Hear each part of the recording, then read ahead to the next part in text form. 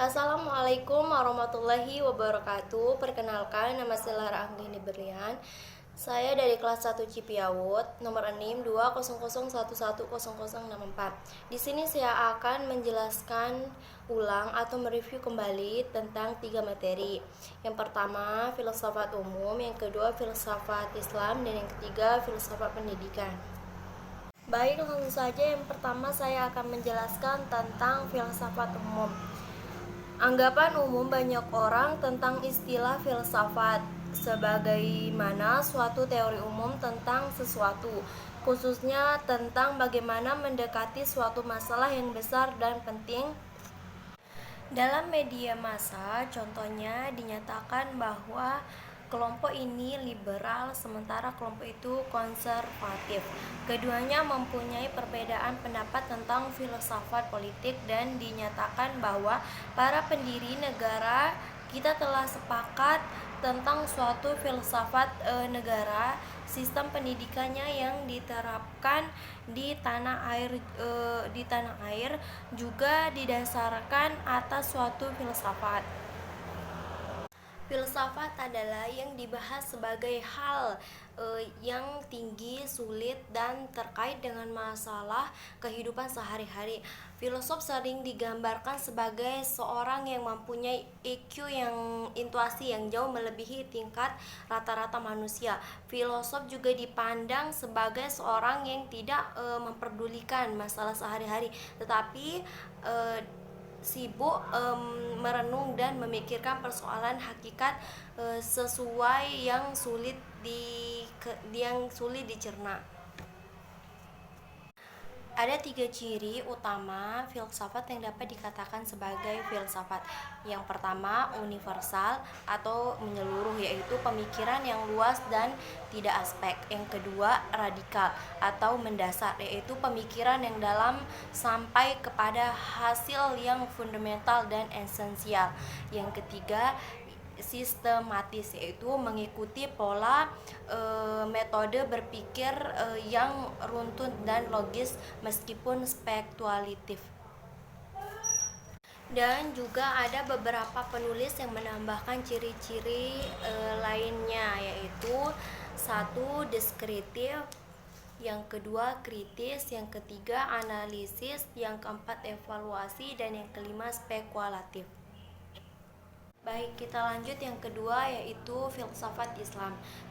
Filsafat Islam juga sering disebut sebagai filsafat Arab, dan filsafat Islam merupakan suatu kajian sistematif terhadap kehidupan, alam semesta, etika, moral, pengetahuan, pemikiran, dan gagasan politik yang dilakukan di dalam dunia Islam atau peradaban umat muslim dan berhubungan dengan ajaran Islam. Dalam Islam terdapat 2 istilah yang erat kaitannya dengan pengertian filsafat falsafah. Secara hafifah, filsafat yang menunjukkan pada kajian filosofi, ilmu pengetahuan alam dan logika, dan kalam. Atau secara hafifah berarti berbicara yang merujuk pada kajian teologi keagamaan. Sejarah filsafat Islam. Secara histori, perkembangan filsafat dalam Islam dapat dikatakan dimulai oleh pengaruh kebudayaan Hellenis yang terjadi akibat pertemuannya kebudayaan Timur Persia dan kebudayaan Barat Yunani. Pengaruh ini dimulai ketika Iskandar Agung, yang merupakan salah satu murid dari Aristoteles, yang berhasil menduduki wilayah Persia pada 331 SM. Akulturasi kebudayaan ini mengakibatkan munculnya benih-benih kajian filsafat dalam masyarakat muslim di kemudian hari. Baik, kita lanjut ke materi yang ketiga, yaitu filsafat pendidikan. Pengertian filsafat pendidikan. Filsafat pendidikan sebenarnya adalah 2 istilah yang mempunyai makna sendiri, akan tetapi ketika digabungkan akan menjadi sebuah tema yang baru dan khusus. Filsafat pendidikan tidak dapat dipisahkan dari ilmu filsafat secara umum. Filsafat pendidikan memandang kegiatan pendidikan sebagai objek dikaji baik secara ontologi, epistemologi maupun aksiologi. Manfaat filsafat pendidikan. Pendidikan dapat dibedakan menjadi dua, yaitu humanisme dan akademik.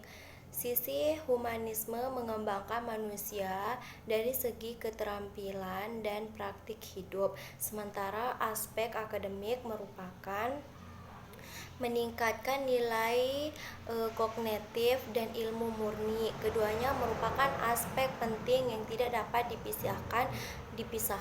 Filsafat pendidikan berperan untuk terus menganalisis dan mengakritis aspek akademik demi sebuah pendidikan yang utuh dan seimbang. Filsafat pendidikan akan terus melakukan peninjauan terhadap proses pendidikan demi perkembangan pendidikan yang mencetak manusia-manusia handal.